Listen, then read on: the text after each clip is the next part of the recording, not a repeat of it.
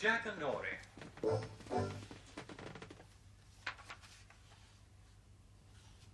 There was once a rich gentleman who lived in a castle with a lot of fine lands. He had 3 daughters, and he loved them all, but the youngest daughter was the most dear to him. He did all he could to please her, and he had given her 3 grand dresses. One was of silver cloth, the second was of beaten gold, and the third was made of the feathers of all the birds of the air. One day, the man called his 3 daughters together, and he asked the first, "Daughter, how much do you love me?" And the first daughter answered straight away, "As much as I love my life." "That's good," said he. Then he asked the second daughter, "Daughter, how much do you love me?" And the second daughter answered straight away, "Better than all the world." "That's good," said he. So he asked the youngest daughter, "Daughter, how much do you love me?" And she thought how she should answer him, and then she said, "I love you as much as meat loves salt." Now her father wasn't at all pleased with this reply. "You don't love me at all," he said angrily. "Leave my house. I never want to see you again." The poor girl, feeling very sad that she couldn't please her father, whom she loved very much, packed up her 3 fine dresses in a big wooden chest, the one of silver cloth, the one of beaten gold, and the one made of the feathers of all the birds of the air. And, saying goodbye to her sisters, she left her father's house forever. Well, she travelled for many miles until she came to a marsh, and there she began to pick rushes. She picked until she had enough to weave them into a cloak with a hood, which covered her from head to foot and hid her fine clothes. And she buried the chest with her 3 dresses in a cave by a stream. Then she went on her way until she came to a great house, where she asked if she could be a maid or a cook or work in the kitchen. "I haven't anywhere to go," she said, "and I ask for no wages. I'll do any sort of work if you'll let me stay." "Well, if you'll wash the pots and scrape the saucepans and be a scullion, you may stay," said the cook. So the girl stayed in the kitchen doing all the dirty work, and because she told no one her name, they called her Cap of Rushes. Now one day it so happened that the young lord of the house was coming home, and there was to be a grand ball for the occasion. All the servants were allowed to go and look at the people arriving. But Cap of Rushes said she was too tired to go, so she stayed in the kitchen. As soon as she was alone, she went off to the cave by the stream where she'd hidden her trunk, took off her cloak of rushes, and washed herself in the sparkling water. Then, putting on her fine dress of silver cloth, off she went to the ball. As soon as the young lord saw her, he fell in love with her and would dance with no one else.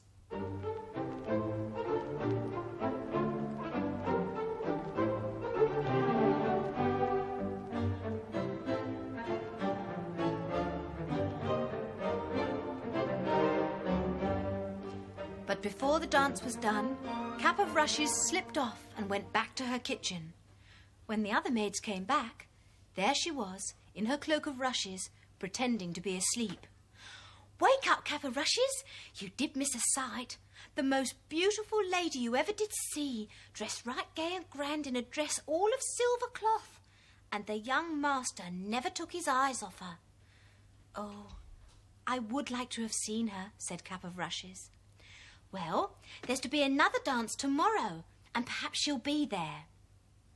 When evening came, Cap of Rushes again said she was too tired to go with the others. But as soon as they'd gone, she ran to the cave, and having washed herself in the stream, put on her dress of beaten gold, and went off to the ball.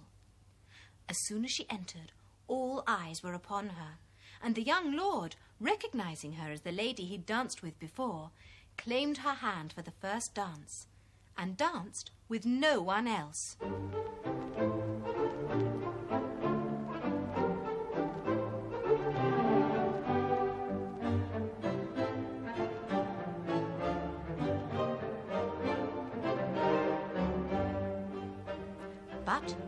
Before the dance was over, she slipped away to her hiding place, took off her golden dress, and put on her cap of rushes. And when the maids came back, there she was in the kitchen, pretending to be asleep. The next day, they said to her again, "Well, Cap of Rushes, you should have been there last night." There she was again, gay and grand in a dress of beaten gold. And the young lord, he never took his eyes off her. And Cap of Rushes said, "There, I would have liked to have seen that." "Well, there's a dance again this evening," they said. "And this time you must go with us, for she's sure to be there." But when evening came, Cap of Rushes said she was too tired to go, and however much they asked her, she said she wouldn't go. As soon as she was alone, as before, she ran off to the cave by the stream, bathed in the water, and put on her third dress, the one made of the feathers of all the birds of the air. Everyone was surprised to see so beautiful a face and form, dressed in so rich and rare a dress, and the young lord recognized his sweetheart, and would dance with none but her.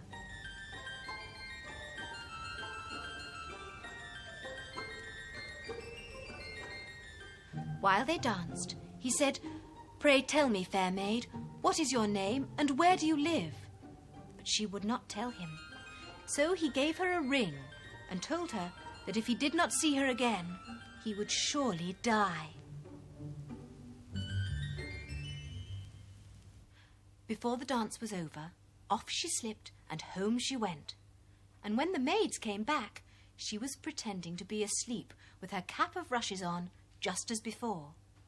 Next day, they said to her, "There, Cap of Rushes, you didn't come last night, and now you won't ever see the lady, for there's to be no more dances." "Oh," said Cap of Rushes, "I should like to have seen her." The young lord tried every way he could to find out where the lady had gone, but go where he might and ask whom he might, he never heard anything of her. He was so grieved that he took to his bed and grew paler and paler and fell ill for the love of her. "Make some broth for the young lord," they said to the cook. "He's dying for the love of the lady."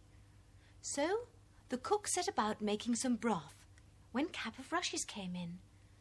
"What are you doing?" she asked. "I'm making some broth for the young lord," said the cook, "for he's dying for the love of the lady." "Let me do it," begged Cap of Rushes.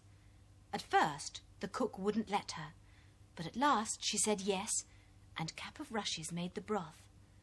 And before the cook took it upstairs, Cap of Rushes slipped the ring the young lord had given her into the bowl.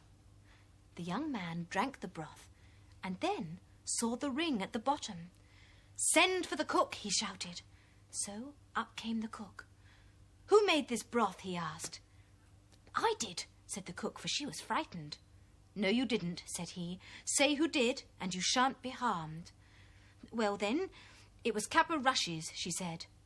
"Send Cap of Rushes here." So Cap of Rushes came. "Did you make my broth?" asked he. "Yes, I did, young master." "And where did you get this ring?" "From him who gave it me," said she.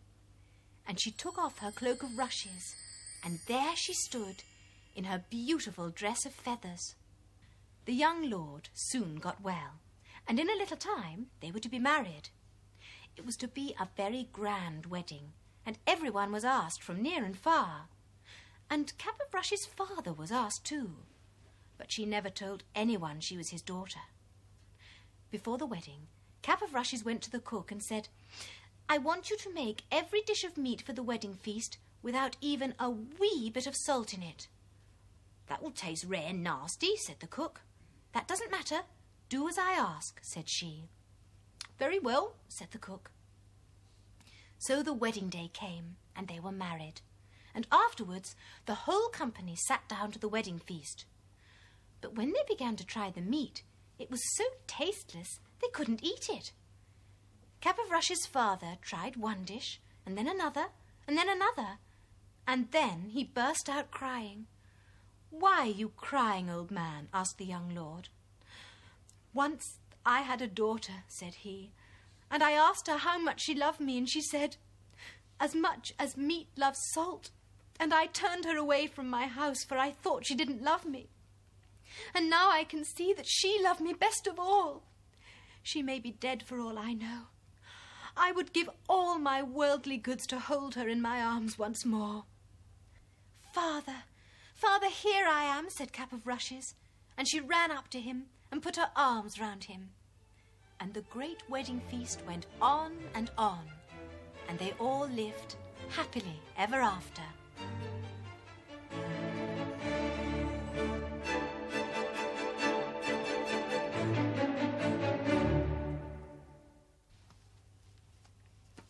That was the first story ever told on Jackanory, and over the years since, many people have wondered where the name Jackanory comes from.